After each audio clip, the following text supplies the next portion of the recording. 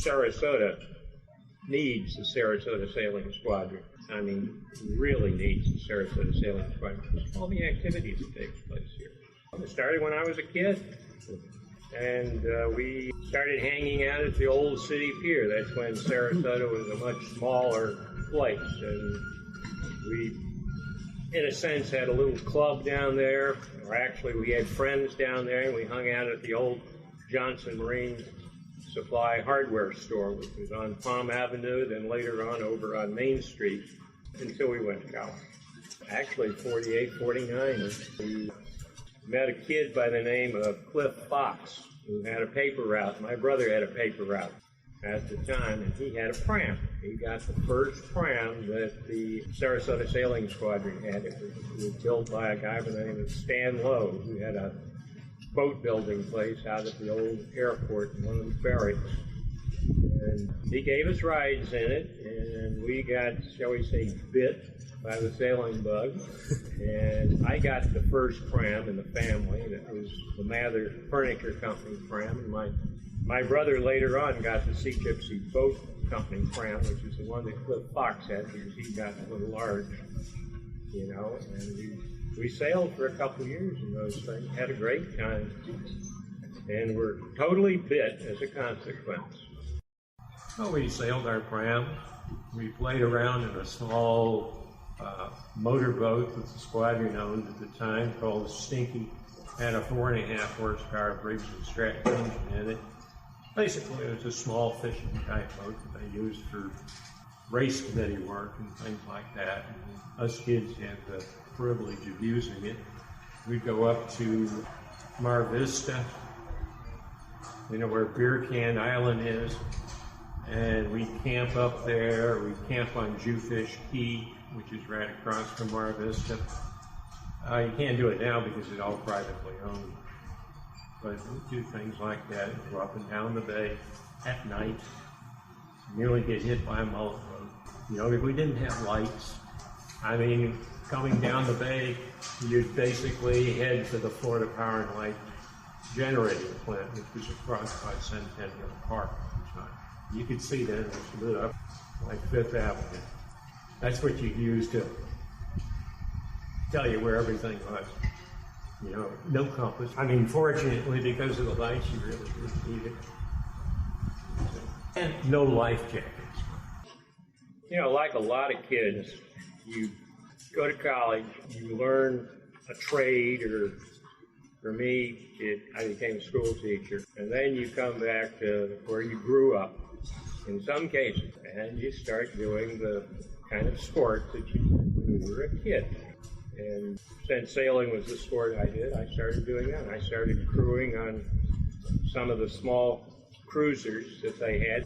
Oh, I forget, they had races that would go from Big Cass all the way up to Bradenton and back again. You know, and we raced on one of those boats. In fact, a variety of boats until we eventually got our own in the middle 70s, which was at San Juan 21.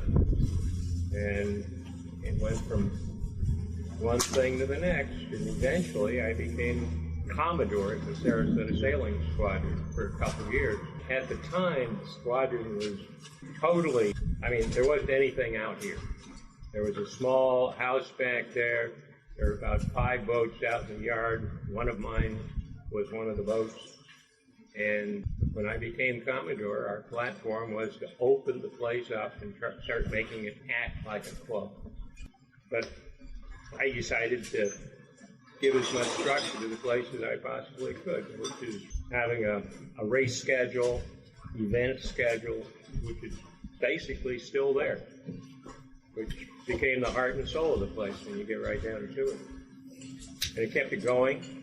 Plus the fact that we started attracting lots of customers or members through our boat storage out here, which we didn't have before, and that really made the place.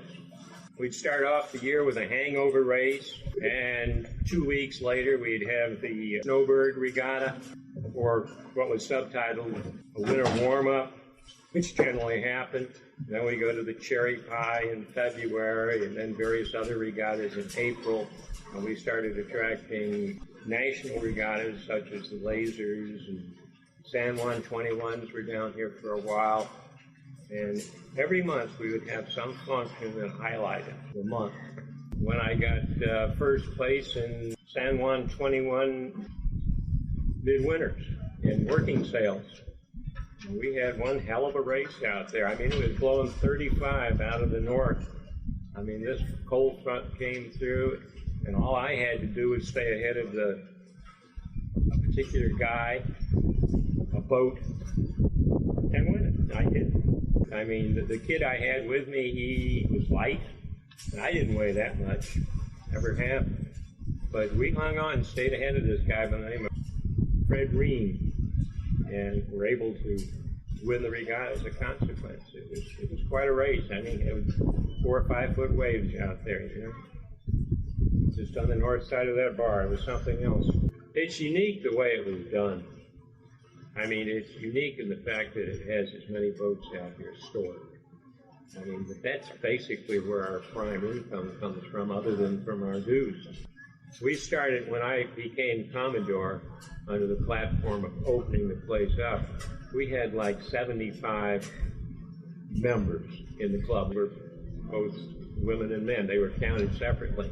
Now, we finished in 2007 with 954 memberships. In other words, sometime in this period of time, they, instead of counting the wife and the husband as being separate members, they combined them as a family membership. Very affordable. Not as affordable now as it used to be, but it's still affordable. Squadron's always been open to everybody. Every kind of person, as long as they've got an interest in sailing.